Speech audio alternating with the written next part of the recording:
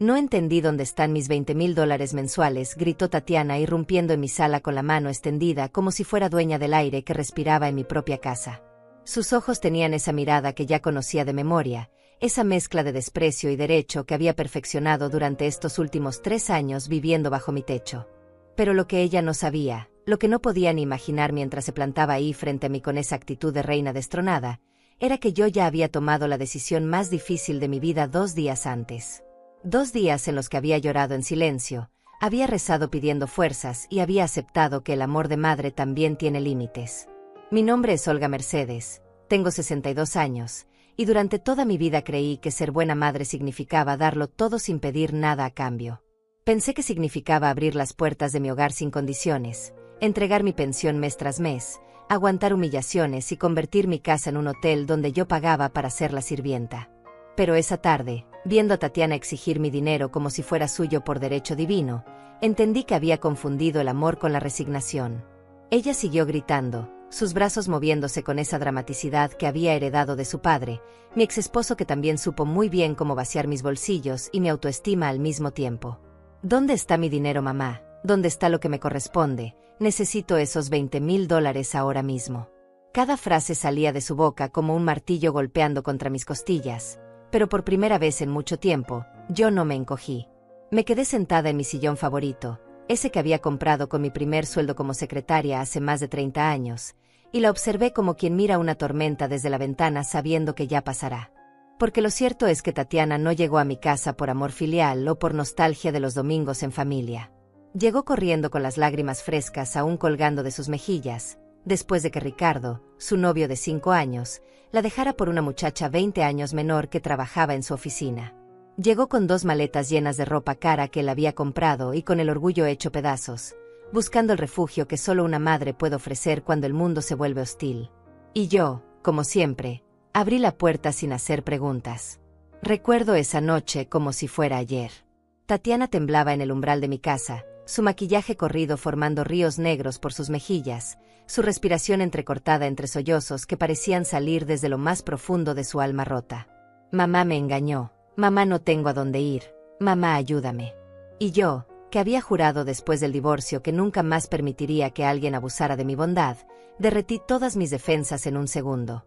Porque así somos las madres, criaturas programadas para sanar heridas ajenas aunque las nuestras sigan sangrando. La abracé esa noche hasta que sus lágrimas mojaron mi camisón, le preparé té de manzanilla endulzado con miel como cuando era niña, y le prometí que en mi casa siempre tendría un lugar seguro donde reconstruirse. Le dije que el tiempo cura todo, que los hombres van y vienen pero las madres permanecen para siempre, que juntas íbamos a salir adelante como siempre habíamos hecho. Qué tonta fui al creer que mi hija recordaría esas promesas cuando ya no las necesitara. Los primeros meses fueron de luto compartido. Tatiana lloraba por las noches y yo le llevaba pañuelos y chocolates calientes.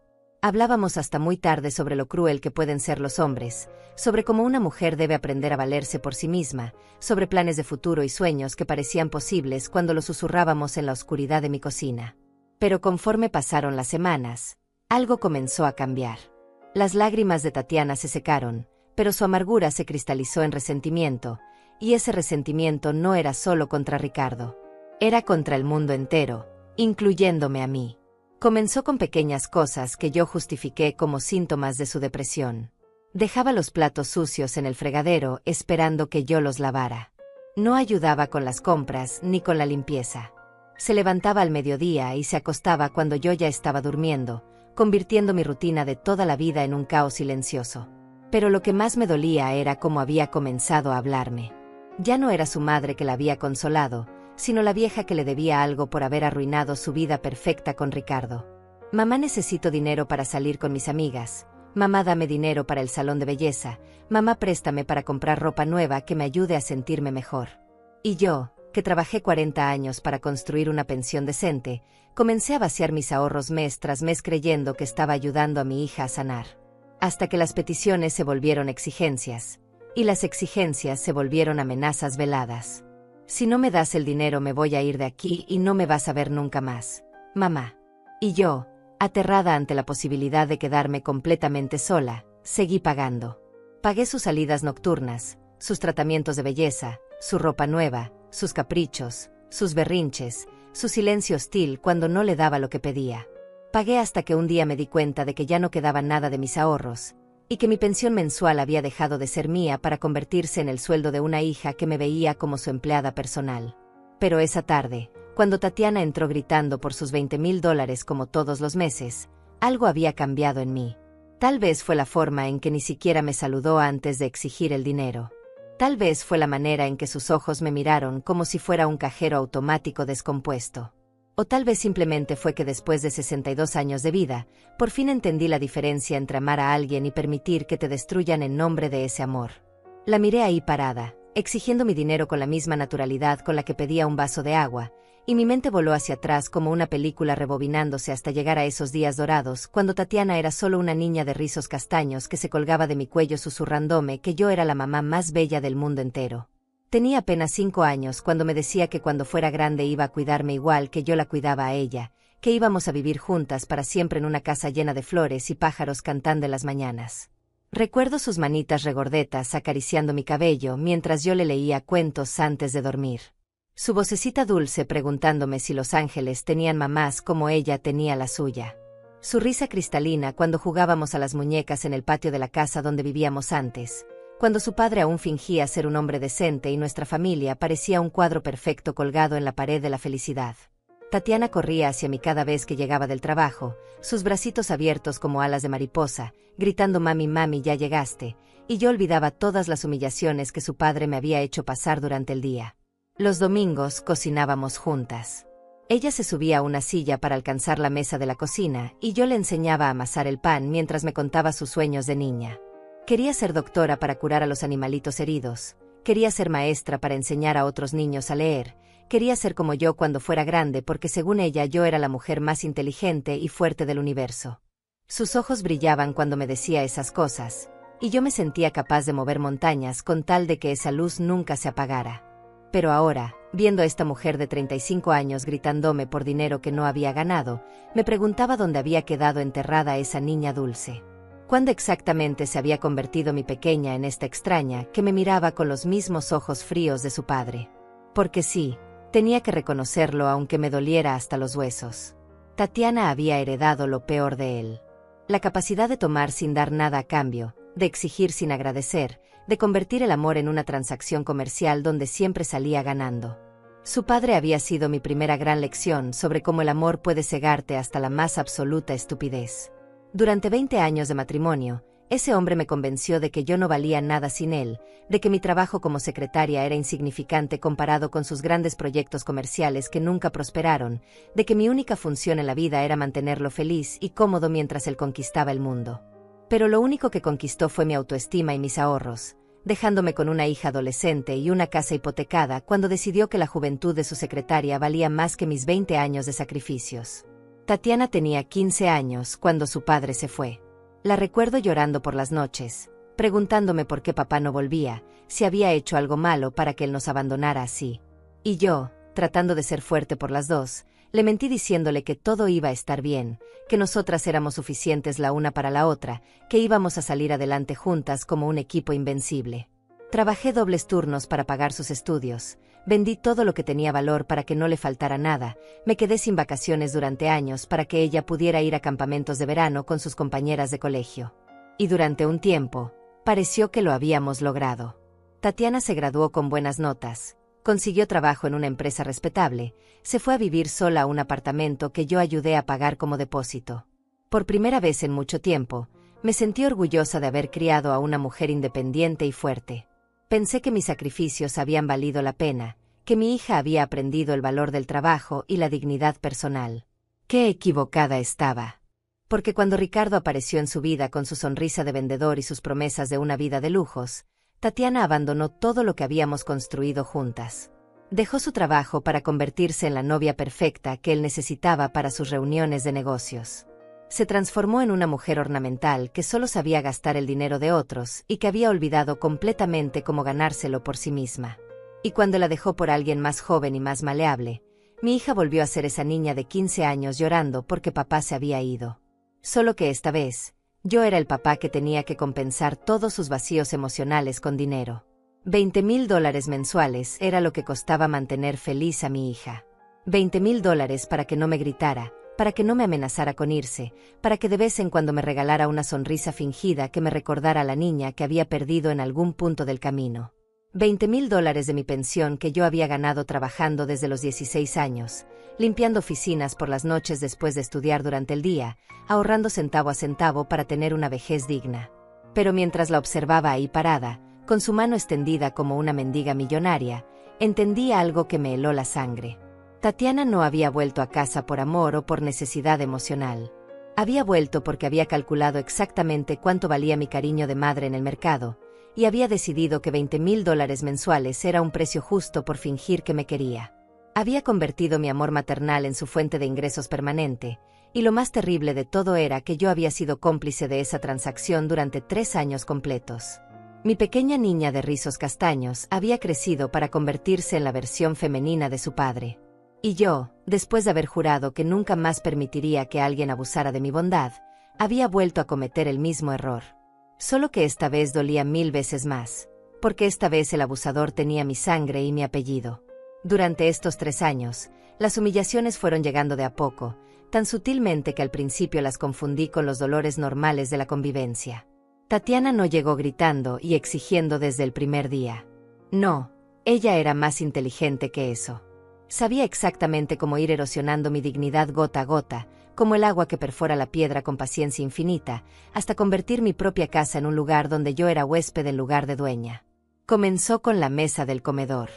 Esa mesa de madera maciza que había comprado con mi primer bono navideño, donde durante años habíamos desayunado juntas los domingos leyendo el periódico y planeando nuestras semanas.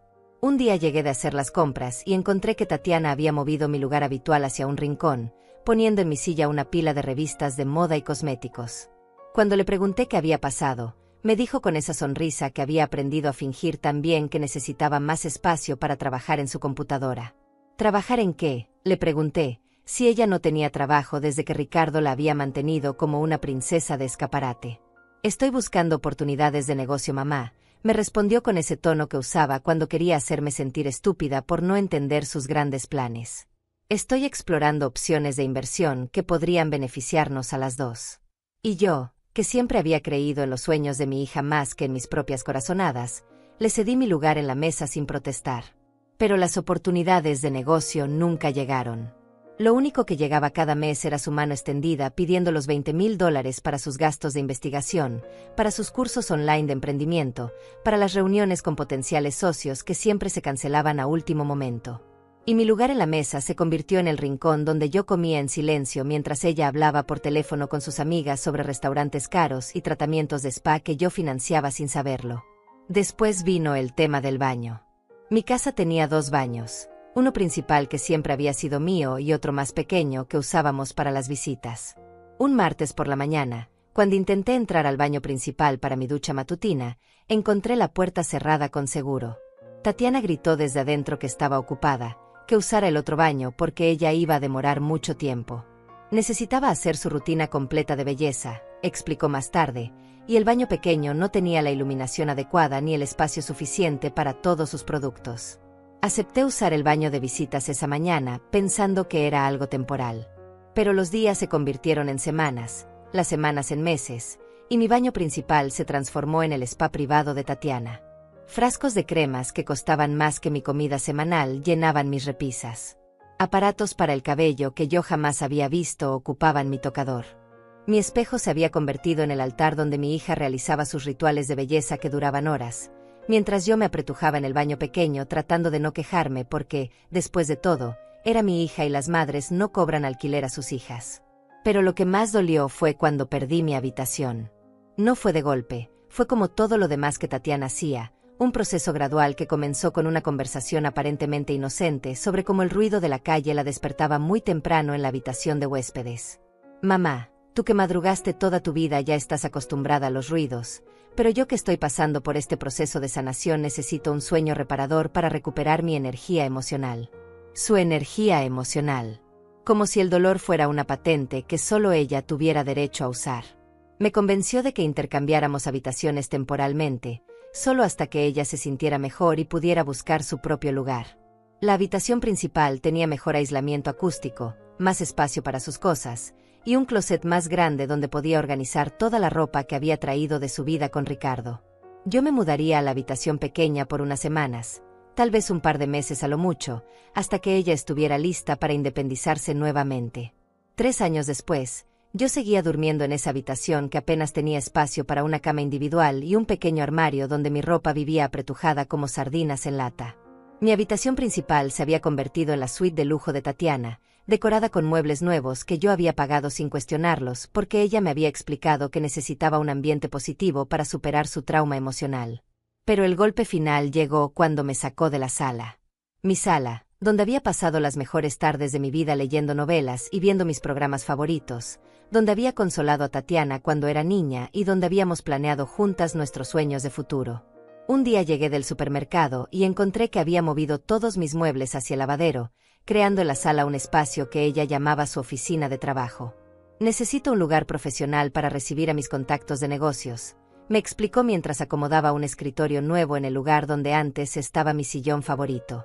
No puedo traer inversionistas serios a una sala que parece de abuela, mamá.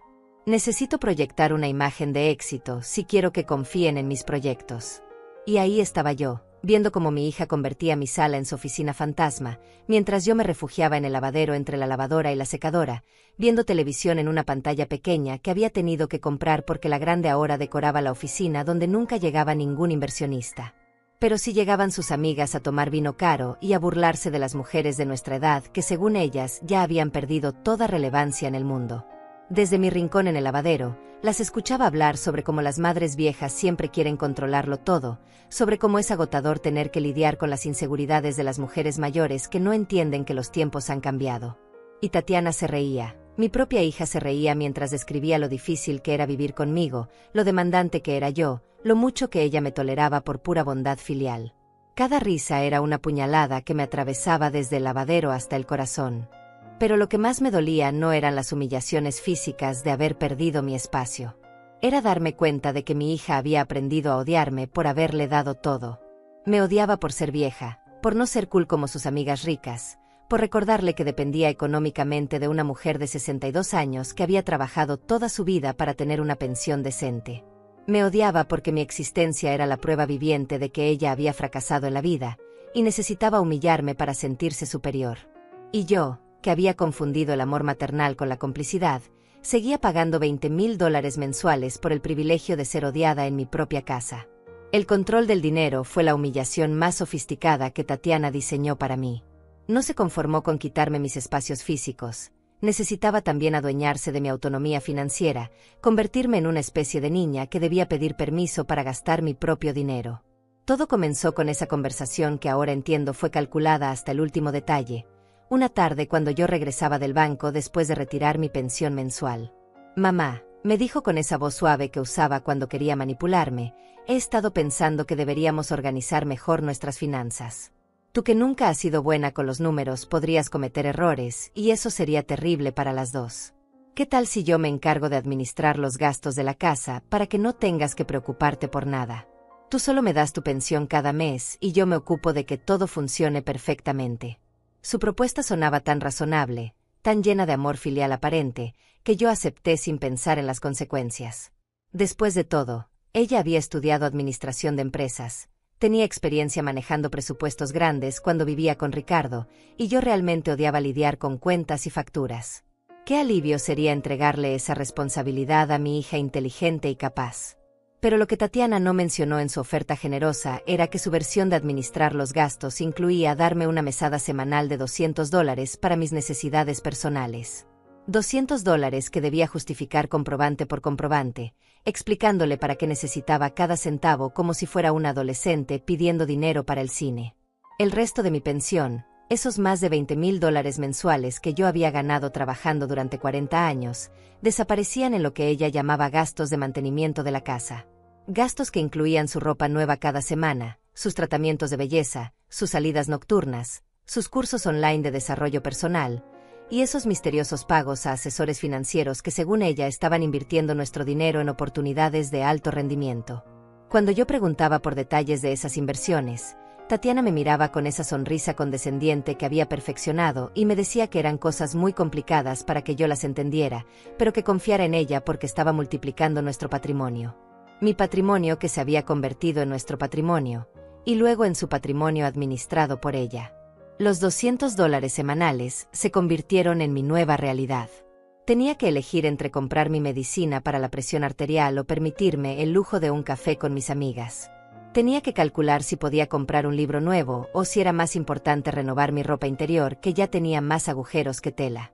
Tenía que pedirle permiso a mi propia hija para comprar un regalo de cumpleaños para mi hermana, escuchando sus sermones sobre la importancia de ahorrar para el futuro.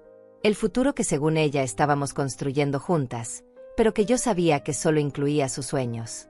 Y cuando mi mesada se terminaba antes de tiempo, tenía que humillarme pidiendo adelantos. Tatiana me hacía esperar horas antes de responder a mis súplicas, como un jefe castigando a un empleado irresponsable. «Mamá», me decía suspirando con dramatismo, «no puedes seguir gastando de manera tan impulsiva. Tienes que aprender a ser más disciplinada con el dinero si quieres que esta administración funcione. Tal vez la próxima semana te dé un poco menos para que aprendas a valorar lo que tienes. Un poco menos de mi propio dinero. Para que yo aprendiera a valorar mi propia pensión». Pero lo que más me destrozaba era ver cómo Tatiana gastaba sin límites mientras yo contaba centavos. Sus zapatos costaban más que mi mesada de todo un mes. Sus cremas faciales valían más que mi comida semanal. Sus cenas en restaurantes caros con amigas que jamás me habían visitado equivalían al dinero que yo necesitaba para pagar mis medicamentos durante 3 meses. Y cuando yo me atrevía a señalar esas diferencias, ella me respondía que esos no eran gastos, sino inversiones en su imagen profesional. «Necesito verme exitosa para atraer oportunidades de negocio», me explicaba mientras se probaba un vestido que costaba $2,000. Los inversionistas no confían en mujeres que se ven descuidadas o pobres. Todo lo que gasto en mi apariencia es una inversión en nuestro futuro común. Mamá, deberías estar agradecida de que me preocupe tanto por mejorar nuestra situación económica. Nuestra situación económica que cada mes empeoraba más, mientras sus inversiones misteriosas nunca producían ningún retorno visible. El control financiero vino acompañado de control social. Tatiana comenzó a revisar mis llamadas telefónicas, preguntándome con quién había hablado y de qué habíamos conversado. Cuando mis amigas me invitaban a almorzar, ella me bombardeaba con preguntas sobre cuánto había gastado, qué había comido, qué habíamos comentado. Si yo mencionaba que había hablado sobre nuestros problemas familiares, ella explotaba en uno de sus ataques de drama victimizado. «¿Cómo puedes hablar de nuestros asuntos privados con extrañas?», me gritaba.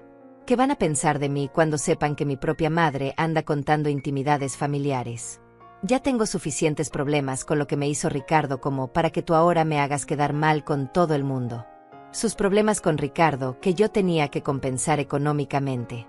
Su reputación que yo tenía que proteger manteniendo silencio sobre mis humillaciones. Su imagen pública que valía más que mi derecho a tener amigas o confidentes. Poco a poco, fui perdiendo contacto con las personas que me importaban. Era más fácil declinar invitaciones que soportar los interrogatorios posteriores de Tatiana. Era menos complicado quedarme callada que enfrentar sus berrinches cuando ella consideraba que yo había hablado demasiado.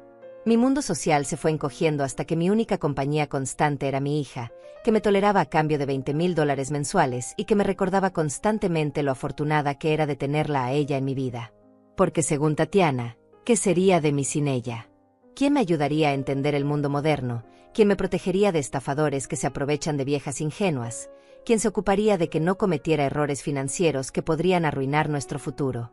Yo debería estar agradecida de tener una hija tan responsable y cariñosa que había sacrificado su independencia para cuidar de mi vejez. Mi vejez que había comenzado prematuramente a los 62 años, no por la edad sino por la humillación constante de ser tratada como una incapaz en mi propia casa. Y mientras yo me encogía cada día un poco más, convencida de que efectivamente no servía para nada sin la supervisión de mi hija, Tatiana crecía en poder y desprecio. Me veía como una gallina de huevos de oro que necesitaba mantener viva, pero no necesariamente feliz. Solo necesitaba que siguiera produciendo esos $20,000 mensuales que financiaban su vida de princesa caída en desgracia. Hasta esa tarde cuando llegó gritando por su dinero como todos los meses, sin saber que 2 días antes yo había tomado la decisión más difícil de mi vida. Fue Francisca Quintero quien me abrió los ojos con la delicadeza de alguien que sabe que la verdad puede doler más que la mentira, pero que también sabe que algunas heridas necesitan ser expuestas al aire para poder sanar. Francisca era mi vecina de toda la vida, esa mujer de cabello plateado y manos curtidas por el trabajo que había visto crecer a Tatiana y que conocía mi historia mejor que yo misma. Durante estos 3 años de humillaciones, ella había sido testigo silencioso de mi transformación de mujer independiente a sombra de mi propia hija.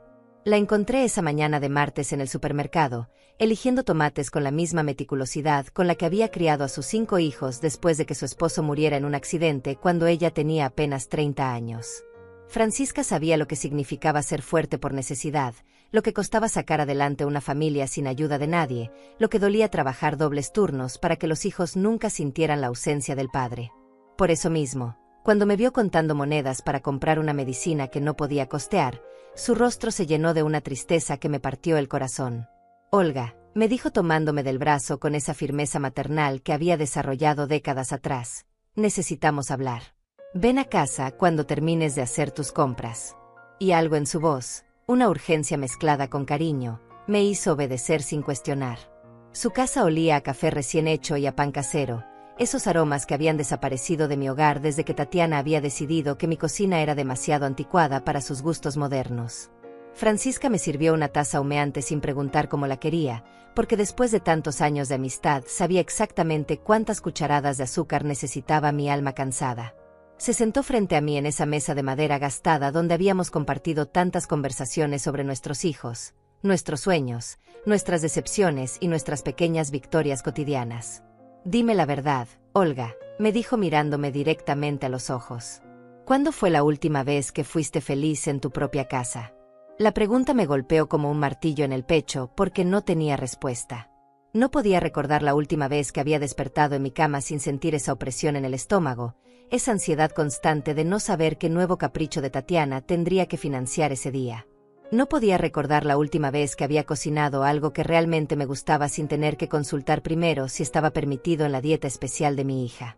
No podía recordar la última vez que había visto televisión en mi propia sala sin sentirme como una intrusa en territorio ajeno. «No sé», le susurré a Francisca mientras las lágrimas comenzaban a rodar por mis mejillas como ríos de una tristeza que había estado reprimiendo durante demasiado tiempo. «Ya no me acuerdo de cuando me sentí en casa en mi propia casa». Francisca asintió con esa sabiduría de mujer que ha visto demasiadas historias similares, que ha sido testigo de cómo el amor mal entendido puede convertirse en la herramienta más efectiva de destrucción personal. Me tomó las manos con sus dedos ásperos pero cálidos, y comenzó a hablarme con la voz que usaba cuando sus hijos necesitaban escuchar verdades difíciles pero necesarias. «Olga, mi niña», me dijo usando ese apelativo cariñoso que había reservado para mí desde que éramos jóvenes madres compartiendo pañales y desvelos, «tú sabes que yo quiero a Tatiana como si fuera mi propia hija. La vi crecer, la consolé cuando se cayó de la bicicleta, celebré sus graduaciones como si fueran de mis propios hijos. Pero lo que está pasando en tu casa no es amor filial, es abuso económico y emocional». Abuso. Esa palabra resonó en mi cabeza como una campana que había estado silenciada durante años. Nunca había pensado en lo que vivía como abuso porque había crecido con la idea de que las madres estamos para dar sin límites, para sacrificarnos sin quejas, para amar sin condiciones.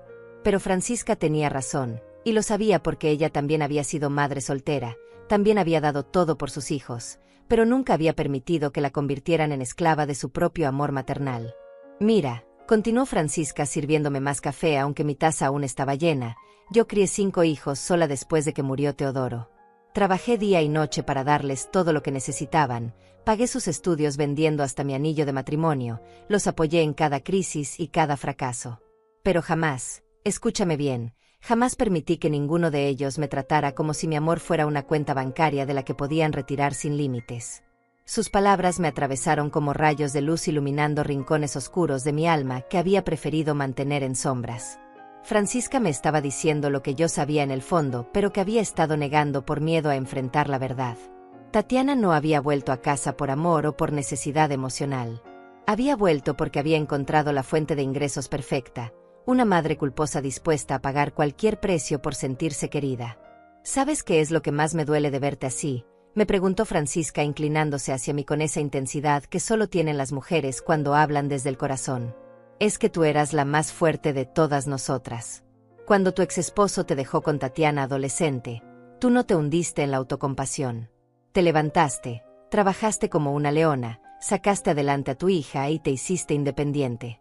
La Olga que yo conocía jamás habría permitido que nadie, ni siquiera su propia hija, la convirtiera en una empleada en su propia casa.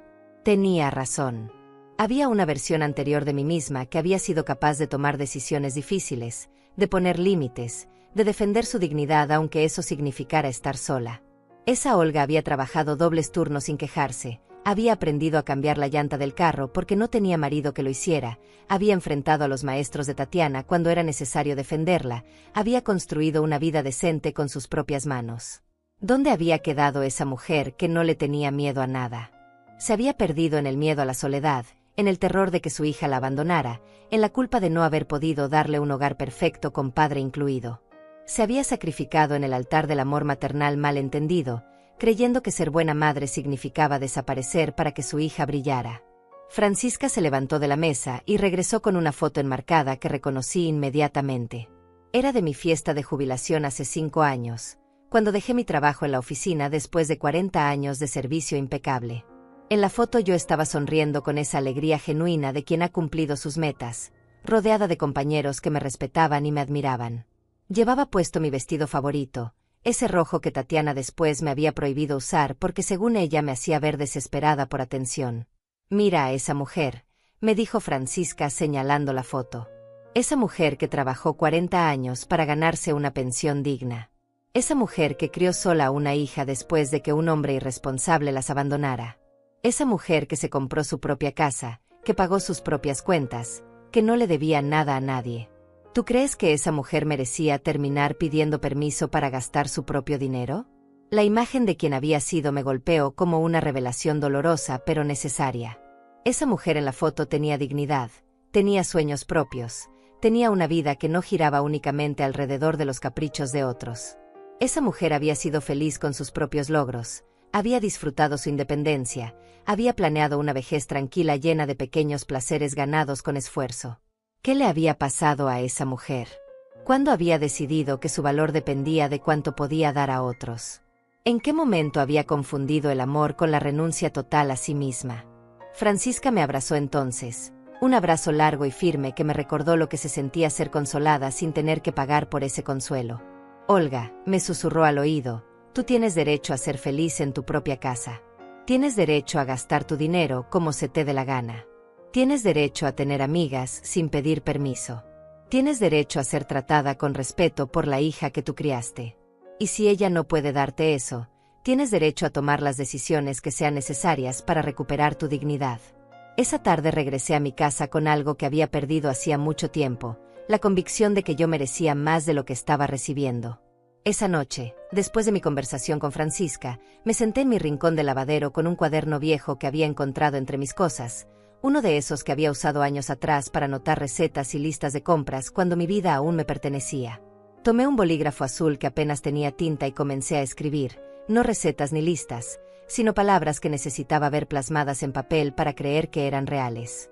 Merezco más que esto, escribí con letra temblorosa, como si mis propias manos dudaran de mi derecho a afirmar algo tan básico. Pero una vez que esas 4 palabras estuvieron ahí, marcadas en tinta sobre papel, algo dentro de mí se despertó como un animal que hubiera estado hibernando durante demasiado tiempo.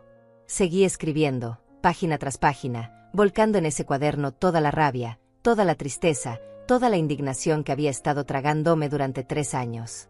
No necesito permiso para empezar de nuevo, anoté en la siguiente línea, y esta vez mi letra salió más firme, más decidida. Porque era cierto. A los 62 años yo no necesitaba la autorización de nadie para tomar decisiones sobre mi propia vida, sobre mi propio dinero, sobre mi propia casa. Durante 40 años había trabajado sin faltar ni un solo día, había ahorrado cada centavo que pude, había planificado mi jubilación con la meticulosidad de quien sabe que nadie más va a cuidar de ella. No había llegado hasta aquí para convertirme en la empleada doméstica de mi propia hija. Escribí hasta que se me acabó la tinta del bolígrafo, hasta que las páginas del cuaderno se llenaron de todas las verdades que había estado negando. Escribí sobre la mujer que había sido antes de que Tatiana volviera a casa, sobre la mujer que quería volver a ser, sobre la mujer que merecía vivir en paz en su propia casa después de una vida entera de trabajo y sacrificios. Y mientras escribía, Las palabras se convertían en decisiones, las decisiones en planes, los planes en una determinación que no había sentido en años. Al día siguiente, miércoles por la mañana, mientras Tatiana aún dormía en mi habitación hasta pasado el mediodía como era su costumbre, tomé el teléfono y marqué un número que había encontrado en las páginas amarillas. Era el bufete de abogados Durán y Asociados, especialistas en derecho de familia y desalojos. Mi corazón latía tan fuerte que temía que se escuchara a través del teléfono, pero cuando la secretaria me preguntó en qué podía ayudarme, mi voz salió clara y firme. Necesito consultar sobre los derechos que tengo como propietaria de una casa para desalojar a alguien que vive conmigo, le dije, y pronunciar esas palabras en voz alta fue como romper una barrera invisible que había estado conteniéndome durante demasiado tiempo. La secretaria me dio una cita para el viernes a las 2 de la tarde, y yo la anoté en mi cuaderno como si fuera la cita más importante de mi vida. Porque lo era. El jueves por la mañana hice algo que no había hecho en 3 años. Fui al banco sola, sin avisar a Tatiana, sin pedir permiso para manejar mi propio dinero. Le dije al gerente que quería cambiar las condiciones de mi cuenta, que quería ser la única persona autorizada para hacer retiros, que necesitaba recuperar el control total de mi pensión. El hombre, que me conocía desde hacía años, me miró con una mezcla de sorpresa y alivio, como si hubiera estado esperando que llegara ese momento. Señora Mercedes, me dijo mientras procesaba los cambios, me alegra verla tomar estas decisiones. Hace tiempo que queríamos hablar con usted sobre algunos movimientos inusuales en su cuenta, pero como su hija tenía autorización para manejar sus fondos, no podíamos intervenir sin su consentimiento explícito. Movimientos inusuales. Mi sangre se heló cuando el gerente me mostró los estados de cuenta de los últimos meses. Tatiana no solo había estado retirando los $20,000 mensuales que yo le daba conscientemente. También había estado haciendo retiros adicionales de 5, 10, $15,000 con justificaciones que yo nunca había autorizado. Gastos médicos de emergencia, reparaciones urgentes de la casa, inversiones que supuestamente habíamos discutido juntas. Mi hija había estado robándome sistemáticamente mientras yo vivía con $200 semanales de mi propio dinero. ¿Cuánto queda en mi cuenta?, pregunté con la voz quebrada, temiendo la respuesta. El gerente tecleó algunos números en su computadora y me entregó un papel que confirmó mis peores sospechas. De los $150,000 que había acumulado en ahorros durante toda mi vida laboral, quedaban apenas $30,000. En 3 años, Tatiana había consumido $120,000 de mis ahorros, además de mi pensión mensual completa. Me había robado mi jubilación mientras fingía cuidar de mis finanzas. Salí del banco con las piernas temblando, pero con una determinación férrea creciendo en mi pecho. Ya no era solo cuestión de recuperar mi espacio físico en la casa o mi autonomía personal. Era cuestión de supervivencia económica. A este ritmo, en menos de 2 años Tatiana habría consumido hasta el último centavo de mis ahorros, y yo me quedaría dependiendo completamente de una pensión que ella seguiría controlando hasta dejarme en la miseria absoluta. Esa tarde, mientras organizaba todos los documentos que necesitaría para mi cita con el abogado, encontré algo que me terminó de convencer de que estaba tomando la decisión correcta. Entre los papeles de Tatiana que había dejado tirados en la mesa del comedor, encontré una conversación de WhatsApp que había impreso sin darse cuenta. Era un chat con una de sus amigas donde describía con lujo de detalles cómo había logrado domesticar a su madre para que le financiara todo su estilo de vida. La vieja es más fácil de manejar que un perro entrenado, había escrito mi hija. Solo necesitas hacerle creer que la necesitas emocionalmente y te da todo lo que le pidas. Ya llevo 3 años sin trabajar ni un solo día y viviendo como reina con su dinero. El truco está en hacerla sentir culpable por todo lo que supuestamente le faltó cuando era niña. Más abajo, la conversación continuaba con detalles que me helaron la sangre. Tatiana le contaba a su amiga cómo había calculado exactamente cuánto podía sacarme sin que me diera cuenta, cómo había estudiado mis patrones de gasto para saber cuándo podía hacer retiros adicionales, cómo me manipulaba emocionalmente para que nunca cuestionara sus gastos. También mencionaba que estaba esperando que yo muriera para heredar la casa, porque así podría venderla y vivir de la renta sin tener que soportar más mis dramas de vieja. Mis dramas de vieja.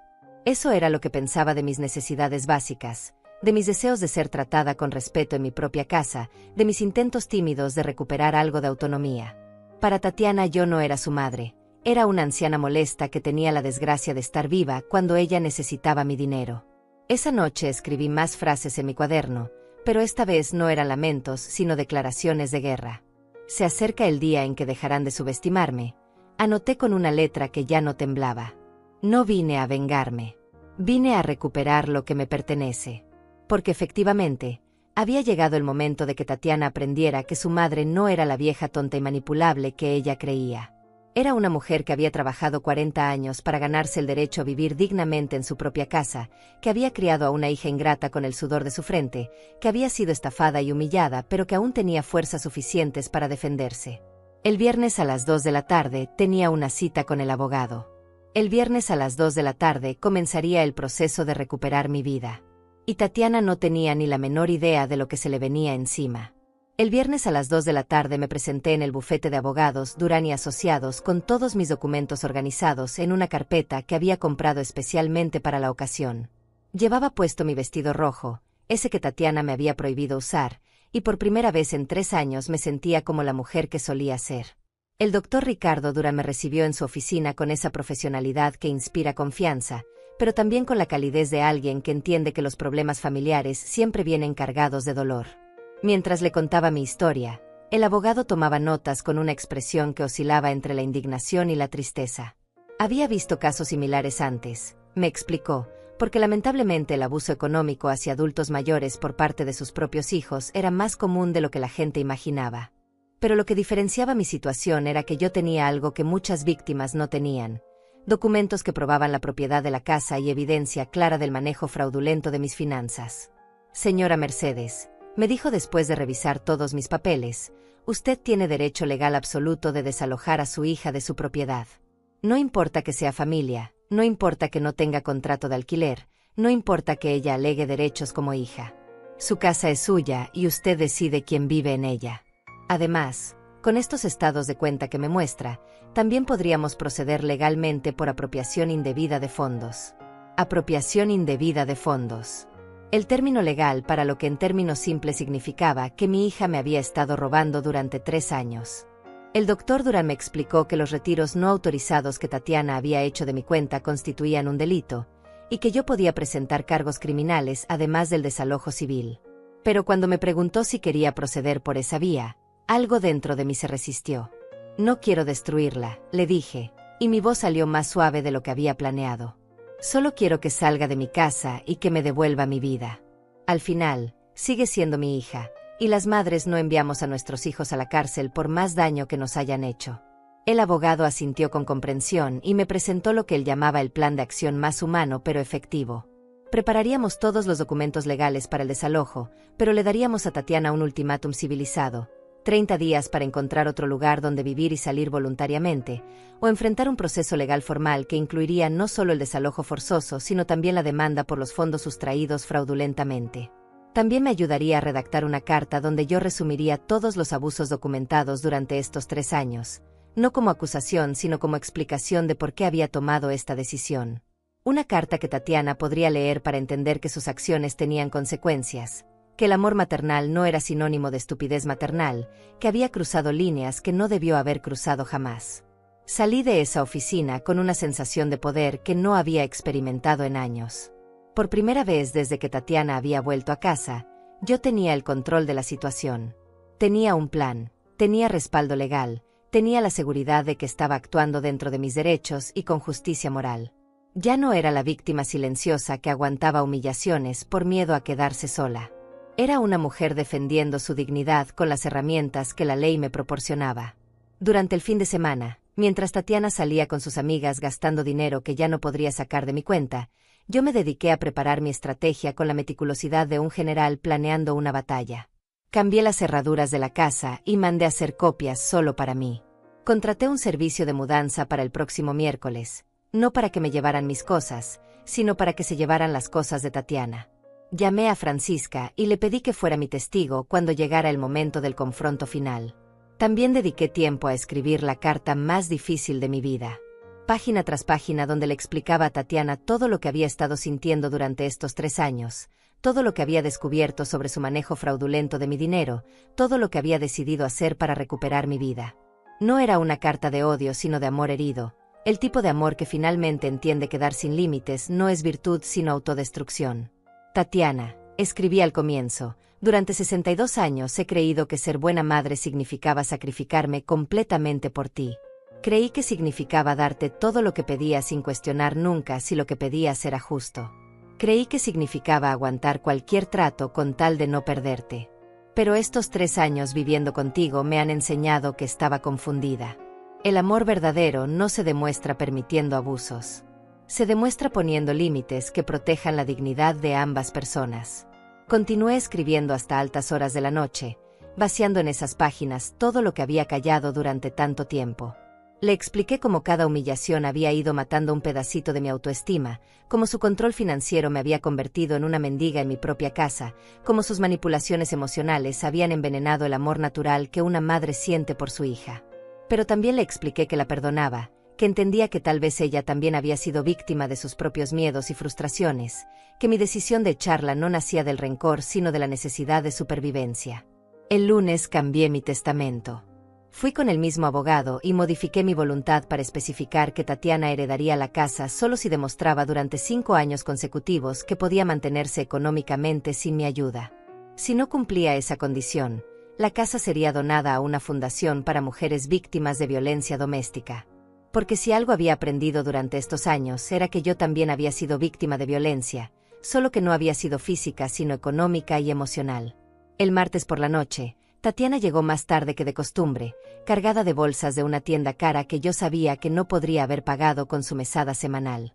La vi descargar sus compras en la sala que había sido mía, hablando por teléfono con una amiga sobre planes para el próximo fin de semana que obviamente incluían gastos que ella esperaba financiar con mi pensión del mes siguiente. No tenía ni la menor idea de que al día siguiente su fuente de ingresos infinita iba a secarse para siempre. La observé moverse por mi casa con esa familiaridad de quien se siente dueña de todo lo que toca, y por primera vez en 3 años no sentí la opresión habitual en el pecho.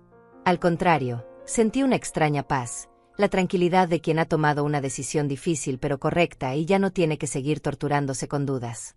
Mañana sería miércoles. Mañana Tatiana descubriría que su madre ya no era la vieja manipulable que había estado explotando durante 3 años. Mañana aprendería que todas las acciones tienen consecuencias, incluso cuando esas acciones se cometen contra la persona que te ama incondicionalmente. Esa noche dormí mejor que en mucho tiempo, no porque estuviera feliz con lo que iba a pasar, sino porque finalmente había recuperado algo que había perdido hacía demasiado tiempo, el respeto por mí misma. Mañana comenzaría mi nueva vida.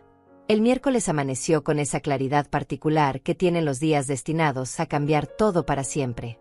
Me levanté más temprano que de costumbre, no porque tuviera prisa sino porque sabía que necesitaría cada minuto para prepararme mentalmente para lo que estaba a punto de hacer. Tatiana aún dormía en mi habitación cuando yo ya estaba vestida con mi mejor ropa, tomando un café que por primera vez en 3 años saboreé realmente, porque sabía que era el último café que tomaría sintiéndome como una extraña en mi propia cocina. A las 9 de la mañana llegó el camión de mudanzas, exactamente como habíamos acordado.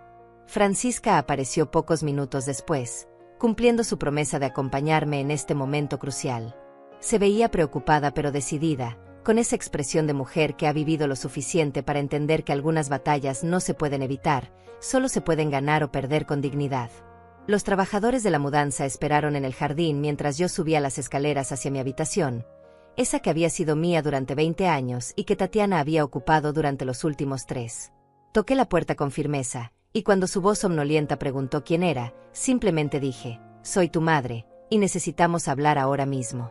La puerta se abrió revelando a una Tatiana despeinada, en pijama, con esa cara de molestia que ponía cada vez que alguien interrumpía su sueño. Pero cuando vio mi expresión, cuando notó que llevaba en las manos una carpeta con documentos y una carta sellada, algo en su actitud cambió. El fastidio se transformó en una especie de alerta animal, como si intuitivamente supiera que algo importante estaba por suceder. «Mamá, ¿qué pasa?», me preguntó con una voz que trataba de sonar casual pero que no podía ocultar cierta tensión. «Es muy temprano para dramas, ¿no crees?». «No hay dramas, Tatiana», le respondí con una calma que me sorprendió a mí misma. «Solo hay consecuencias. Te vistes ahora mismo y bajas a la sala. Tenemos una conversación pendiente que no puede esperar ni un minuto más». Algo en mi tono debe haberle transmitido la seriedad de la situación porque por primera vez en 3 años me obedeció sin discutir. Se vistió rápidamente y bajó las escaleras con esa cara de quien está tratando de descifrar qué está pasando.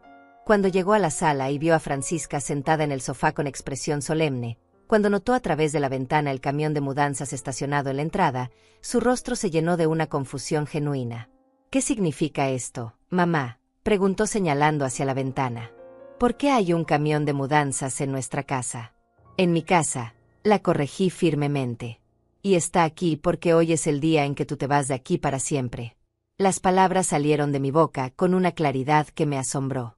Durante semanas había ensayado mentalmente este momento, había imaginado cientos de versiones diferentes de esta conversación, pero ahora que finalmente estaba sucediendo, las palabras fluían con naturalidad, como si hubieran estado esperando años para ser pronunciadas. Tatiana me miró como si hubiera perdido la razón. «¿Qué estás diciendo, mamá? No entiendo de qué hablas. Si estás molesta por algo, podemos conversarlo como siempre lo hacemos». «Como siempre lo hacemos», repetí con una sonrisa amarga. «Te refieres a como siempre lo hacemos, donde tú exiges y yo obedezco. Donde tú gastas y yo pago. Donde tú vives cómodamente mientras yo me refugio en el lavadero de mi propia casa. Ese tipo de conversación, ¿verdad?». Le extendí la carta que había preparado con tanto cuidado. «Léela», le dije. «Todo está explicado ahí. Y cuando termines de leer, vas a entender por qué los señores que están afuera van a ayudarte a empacar tus cosas». Tatiana tomó la carta con manos que comenzaban a temblar ligeramente. Mientras leía, su expresión pasó por toda una gama de emociones: confusión inicial, incredulidad creciente, indignación, pánico y finalmente algo que me tomó por sorpresa: miedo genuino. Cuando terminó de leer, sus ojos se llenaron de lágrimas, pero no eran las lágrimas manipuladoras que había aprendido a usar para conseguir lo que quería. Eran lágrimas de alguien que acababa de darse cuenta de que había ido demasiado lejos. «Mamá, no puedes hacer esto», me dijo con una voz quebrada. «Soy tu hija. No puedes echarme a la calle como si fuera una extraña». «Tienes razón», le respondí manteniendo mi tono firme pero sin crueldad. «Eres mi hija, y por eso mismo debería haberte enseñado desde pequeña que las acciones tienen consecuencias. Debería haberte puesto límites cuando comenzaste a confundir mi amor con tu derecho a abusarme. Pero como no lo hice entonces, lo estoy haciendo ahora». Saqué los estados de cuenta del banco que había preparado cuidadosamente y se los mostré. También le mostré las copias de los retiros no autorizados, las transferencias que ella había hecho sin mi conocimiento, los números que demostraban cómo había dilapidado $120,000 de mis ahorros en 3 años. «Esto es robo, Tatiana», le dije señalando los documentos. «Robo sistemático y planificado. Mi abogado me ha explicado que podría denunciarte penalmente y probablemente ganar el caso. Pero como soy tu madre y a pesar de todo te amo, te estoy dando la oportunidad de irte dignamente sin enfrentar cargos criminales». Su cara se puso pálida como papel. No sabía que ella supiera que yo había descubierto sus fraudes financieros. Durante todos estos meses había creído que era lo suficientemente inteligente para robarme sin que me diera cuenta, que yo era tan tonta que nunca revisaría mis propios estados de cuenta. «Mamá, yo puedo explicarte todo», comenzó a decir con esa voz que usaba cuando sabía que había hecho algo imperdonable y trataba de encontrar una justificación. «Las inversiones que hice con tu dinero van a dar frutos pronto. Todo lo que gasté era para nuestro futuro común. Tú no entiendes de finanzas modernas, pero yo estaba multiplicando nuestro patrimonio». «¿Nuestro patrimonio?», interrumpí con una firmeza que me sorprendió. «Mi patrimonio, Tatiana. Mi dinero que yo gané trabajando 40 años mientras tú jugabas a ser empresaria con fondos que no eran tuyos. Y no hay inversiones, hija. Solo hay deudas de tarjetas de crédito que pagaste con mi dinero, ropa cara que compraste con mi dinero, restaurantes caros que pagaste con mi dinero. No hay futuro común porque no hay respeto mutuo». Se quedó callada durante largos minutos, procesando finalmente que su estrategia de manipulación ya no funcionaba conmigo. Que la madre ingenua y culposa que había estado explotando durante 3 años había desaparecido para ser reemplazada por una mujer que conocía sus derechos y estaba dispuesta a ejercerlos. «¿Dónde voy a vivir?», preguntó finalmente con una voz pequeña que me recordó a la niña que había sido alguna vez. «No tengo dinero para un apartamento. No tengo trabajo. No tengo nada». «Eso debiste pensarlo antes de convertir mi amor en tu plan de jubilación anticipada», le respondí con una tristeza profunda pero sin ceder ni un centímetro. «Tienes 35 años, Tatiana. Tienes educación, tienes salud, tienes todo lo que necesitas para construir tu propia vida. Lo que no tienes es el derecho de destruir la mía. Los trabajadores de la mudanza comenzaron a subir las escaleras con cajas vacías. Era el momento de la verdad, el punto de no retorno donde mis palabras se convertirían en acciones definitivas.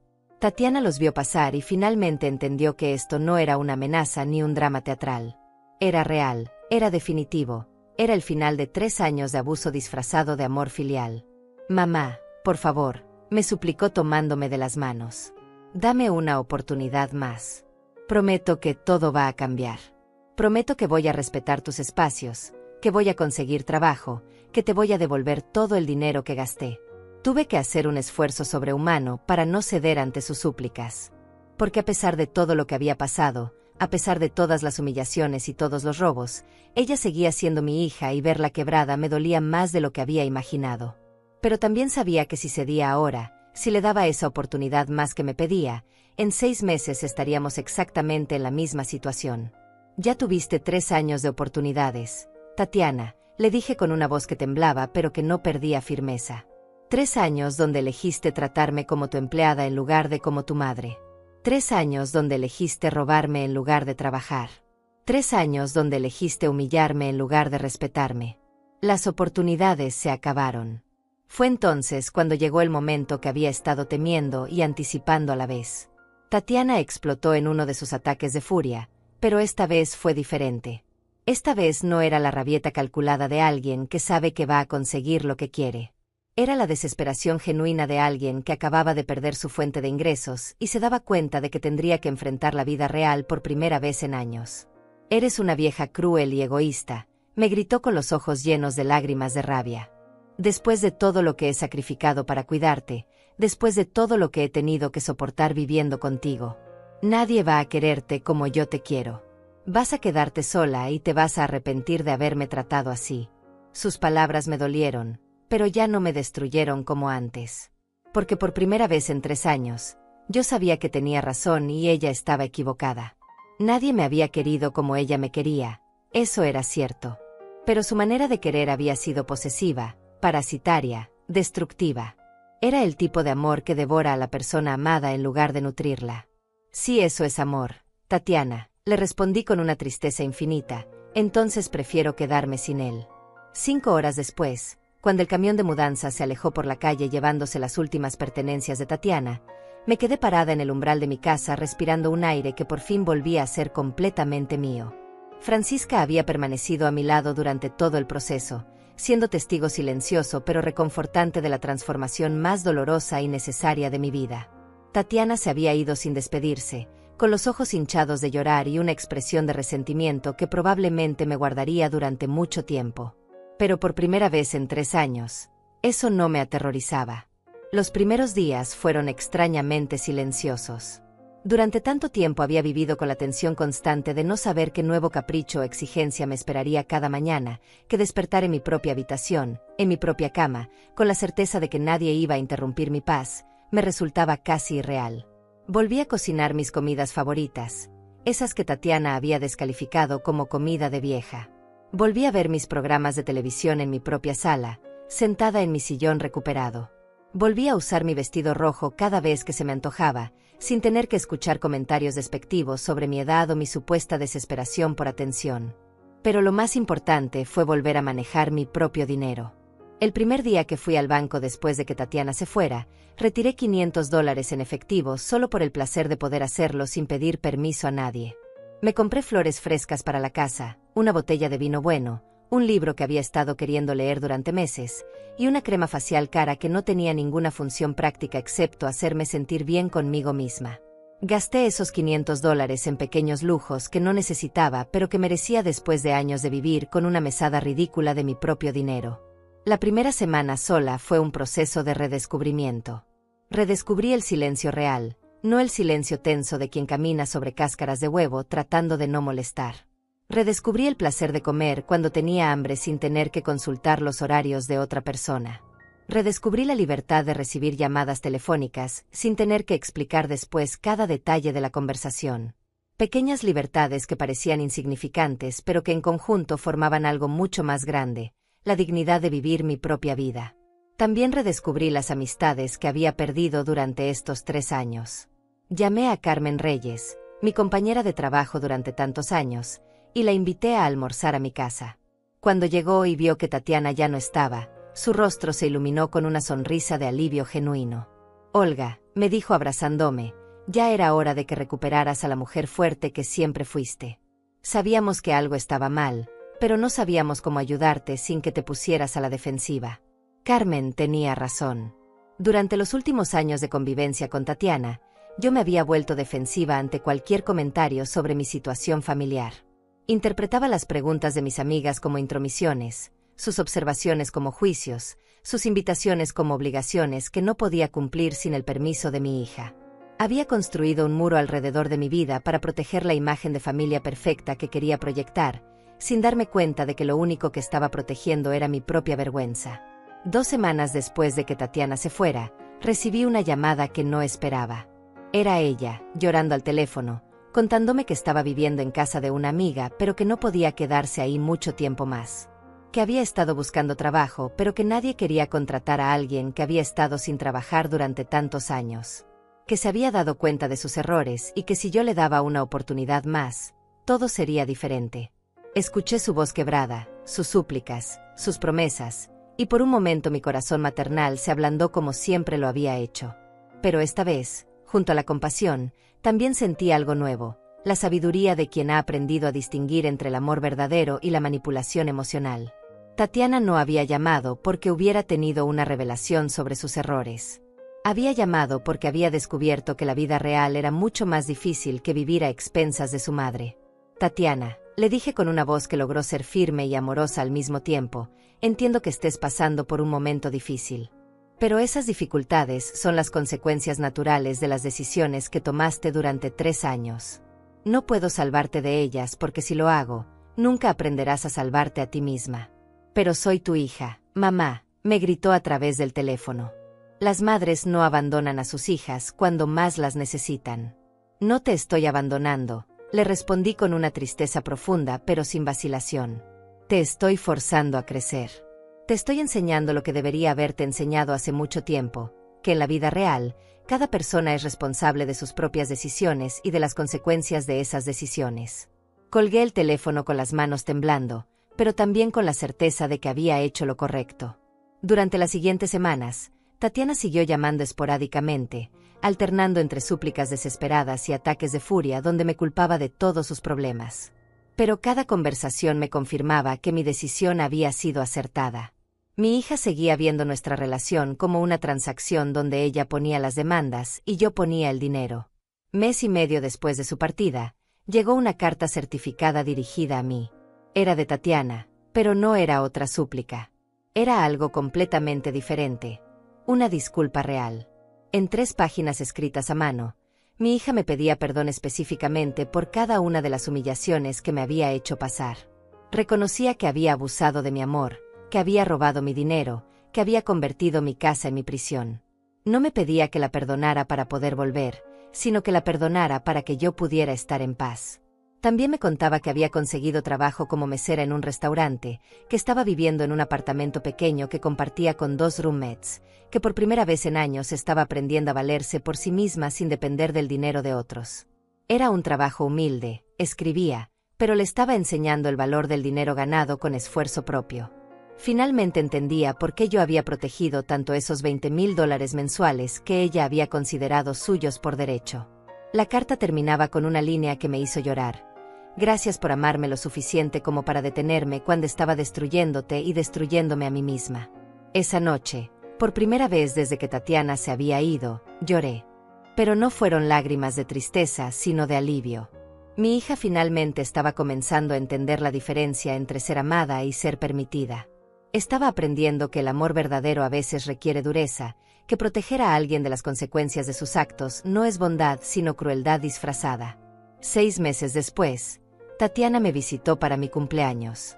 Llegó con un regalo que había comprado con su propio dinero, un ramo de flores y una tarjeta que decía simplemente para la mujer más valiente que conozco. Almorzamos juntas en mi cocina, conversamos como no habíamos conversado en años, y cuando se fue, me abrazó con un cariño que se sentía diferente. Ya no era el abrazo calculado de alguien que quería algo de mí. Era el abrazo genuino de una hija que finalmente respetaba a su madre. Hoy, 2 años después de aquella tarde cuando Tatiana irrumpió en mi sala exigiendo sus $20,000 mensuales, vivo sola en mi casa pero no me siento sola. Tengo mis amigas de vuelta, tengo mis rutinas propias, tengo la paz de quien vive según sus propios términos. Mi relación con Tatiana se está reconstruyendo lentamente, sobre bases nuevas de respeto mutuo en lugar de dependencia tóxica. Ella viene a visitarme cada 15 días, me cuenta sobre su trabajo y sus planes, y aunque aún lucha económicamente, no me pide dinero. Ha aprendido que nuestra relación vale más que cualquier cantidad de dólares. Mi casa volvió a ser mi refugio en lugar de mi prisión. Mi dinero volvió a ser mío para gastarlo en lo que me haga feliz. Mi vida volvió a pertenecerme después de años de haberla entregado en nombre de un amor mal entendido. Porque al final, no es la pensión ni la casa ni el dinero lo que te define como persona. Es tu capacidad de levantarte una y otra vez, de poner límites cuando es necesario, de amar sin perderte a ti misma en el proceso.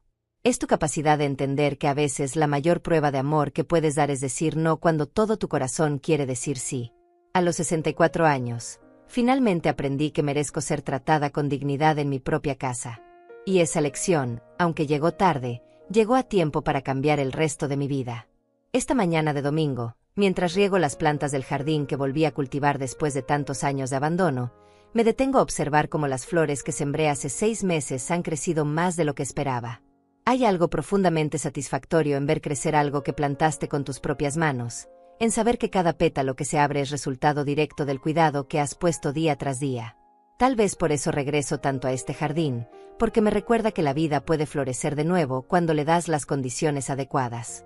Han pasado 8 meses desde aquella tarde que cambió todo, y todavía hay momentos en que me sorprendo de la tranquilidad que siento al despertar cada mañana.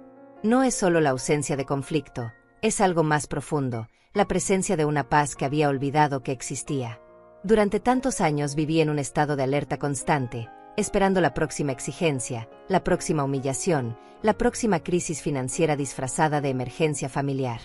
Ahora mis días transcurren con un ritmo que yo misma elijo, y esa simple libertad sigue pareciéndome un milagro pequeño pero poderoso. La semana pasada tuve una conversación con Dolores Aranda, una señora de mi edad que conocí en el curso de pintura al que decidí inscribirme después de décadas de postergar ese pequeño sueño. Dolores me contaba sobre su propia experiencia con un hijo que había regresado a casa después de su divorcio y que poco a poco había ido apropiándose no solo de su espacio sino de su tranquilidad mental. Mientras ella me relataba situaciones que me sonaban dolorosamente familiares, me di cuenta de algo que no había procesado completamente. Lo que viví con Tatiana no fue un caso aislado de mala suerte familiar, sino un patrón reconocible que muchas mujeres de nuestra generación experimentan en silencio.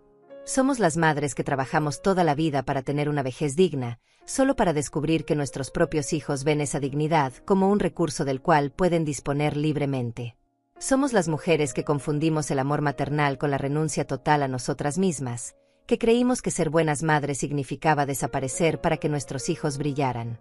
Y cuando finalmente nos damos cuenta del error, ya hemos perdido tantos años, tanto dinero, tanta autoestima, que recuperarnos parece imposible. Pero no es imposible. Esa es la lección más importante que he aprendido en estos meses de soledad elegida. A los 64 años, pensé que era demasiado tarde para reinventarme, para reclamar mi vida, para volver a ser la mujer fuerte que había sido antes de que la culpa maternal me convirtiera en víctima voluntaria. Pero resulta que nunca es demasiado tarde para decidir que mereces mejor trato, incluso cuando ese maltrato viene envuelto en el papel regalo del amor filial. El curso de pintura ha sido una revelación inesperada. Después de 40 años trabajando con números y documentos, descubrir que tengo cierta habilidad para mezclar colores y crear formas me ha devuelto una parte de mí misma que creía perdida para siempre. La semana pasada terminé mi primer cuadro completo, un paisaje del parque donde solía caminar cuando Tatiana era pequeña, esos domingos dorados cuando éramos solo ella y yo contra el mundo. Pero al pintarlo no sentí nostalgia, sino gratitud por haber vivido esos momentos buenos. Y también gratitud por haber encontrado la fuerza para no permitir que los momentos malos los borraran completamente. Francisca viene a visitarme todos los martes para tomar café y ponernos al día con nuestras vidas. Ella ha sido testigo de mi transformación desde aquella tarde cuando llegué a su casa contando monedas para comprar medicina, y dice que es como ver renacer a una amiga que había dado por perdida. Ayer me trajo una foto que había tomado sin que me diera cuenta la semana pasada, mientras yo estaba en el jardín podando las rosas. En la imagen estoy sonriendo con esa sonrisa verdadera que había desaparecido durante los años de convivencia tóxica con mi hija. Es la sonrisa de alguien que está genuinamente contenta con su vida, no fingiendo contentamiento para evitar conflictos. Mi relación con el dinero también ha cambiado de maneras que no esperaba. Durante tantos años, primero con mi ex esposo y después con Tatiana, mi dinero había sido visto como un recurso comunitario del cual yo era apenas la administradora temporal. Ahora, cuando voy al banco y veo mi saldo sin tener que justificar cada gasto a nadie, cuando me compro algo simplemente porque me gusta y no porque sea estrictamente necesario, siento una libertad que había olvidado que existía. No es libertad para ser irresponsable con mis finanzas, sino libertad para ser responsable de ellas según mis propios criterios y prioridades. La semana pasada me di un lujo que habría sido impensable durante los años de explotación. Contraté un servicio de limpieza para que vinieran una vez por semana a ayudarme con las tareas más pesadas de la casa. No porque no pueda hacerlas yo misma, sino porque he decidido que mi tiempo vale más que el dinero que cuesta pagarles. Es una decisión pequeña pero simbólicamente enorme, porque significa que finalmente he aceptado que merezco gastar mi dinero en mi propia comodidad sin tener que justificarlo ante nadie. También he comenzado a viajar, algo que había sido impensable durante los años de control financiero. El mes pasado fui a visitar a mi hermana Valeria en otra ciudad, un viaje que había postergado durante años por falta de presupuesto. Resultó que no era falta de presupuesto, sino falta de autonomía para decidir cómo gastarlo. Pasar una semana en casa de mi hermana, recordando quién era yo antes de convertirme en la víctima de mi propia generosidad, fue como reencontrarme con una versión de mí misma que creía desaparecida para siempre. Pero tal vez el cambio más profundo ha sido en mi manera de relacionarme con otras personas. Durante tantos años fui la mujer que daba sin límites, que nunca decía no, que se sacrificaba por otros sin esperar nada a cambio. Pensaba que eso me hacía noble y generosa, pero ahora entiendo que solo me hacía vulnerable ante quienes quisieran aprovecharse de esa generosidad. He aprendido a poner límites sin culpa, a decir no sin justificaciones extensas, a ofrecer ayuda sin entregarme completa. La semana pasada, una conocida del curso de pintura me pidió prestados $500 para una emergencia médica. La Olga de antes habría sacado el dinero inmediatamente, sin hacer preguntas, movida por esa compulsión de rescatar a otros que había arruinado mi relación con Tatiana. Pero la Olga de ahora le dije que podía ayudarla con $100 que no necesitaba que me devolviera, pero que no podía comprometerme con cantidades mayores. Ella aceptó agradecida, y yo me quedé con la satisfacción de haber ayudado sin ponerme en riesgo. Es extraño cómo la soledad que tanto temía cuando pensaba en echar a Tatiana resultó ser exactamente lo que necesitaba para reconectarme conmigo misma. No me siento sola, me siento acompañada por la mujer que fui, que soy, y que puedo seguir siendo. Tengo mis rutinas, mis aficiones, mis amistades recuperadas, mis pequeños proyectos personales. Tengo una vida que es completamente mía, sin tener que consultar cada decisión con alguien que no respeta mis criterios. Hace 2 semanas, Tatiana me llamó para contarme que había recibido una promoción en su trabajo. Ya no es mesera sino supervisora de turno, un ascenso que había logrado por su propia dedicación y esfuerzo. Me contó con orgullo genuino sobre cómo había aprendido a manejar equipos, sobre los cursos de capacitación que estaba tomando para mejorar profesionalmente, sobre sus planes de eventualmente estudiar una carrera técnica en administración hotelera. Por primera vez en años, cuando hablamos no hubo tensión subyacente, no hubo peticiones veladas de dinero, no hubo manipulación emocional. Era simplemente una hija contándole a su madre sobre sus logros profesionales, y una madre sintiendo orgullo genuino por esos logros. Durante esa conversación, Tatiana me dijo algo que me llegó al corazón. Mamá, por primera vez en mi vida entiendo lo que significa ganar mi propio dinero y sentirme orgullosa de lo que hago. Ahora entiendo por qué tú protegías tanto tu pensión, por qué te dolía tanto cuando yo la veía como si fuera mía por derecho. El dinero que uno gana trabajando no es solo dinero, es dignidad convertida en billetes. Esas palabras me confirmaron que la decisión más difícil de mi vida había sido también la más acertada. No solo me había salvado a mí misma de seguir siendo explotada, sino que había salvado a Tatiana de seguir siendo una parásita emocional que nunca habría aprendido a valerse por sí misma. A veces el amor más grande que puedes dar es retirar el amor que está siendo usado para destruir a ambas partes de la relación. Esta tarde, Mientras organizaba algunos papeles viejos, encontré el cuaderno donde escribí esas frases que me dieron fuerzas durante los días más difíciles de mi transformación. Merezco más que esto, no necesito permiso para empezar de nuevo, se acerca el día en que dejarán de subestimarme. Releerlas ahora me produce una sonrisa porque ya no son afirmaciones desesperadas, sino verdades comprobadas. Efectivamente merecía más. Efectivamente no necesitaba permiso de nadie.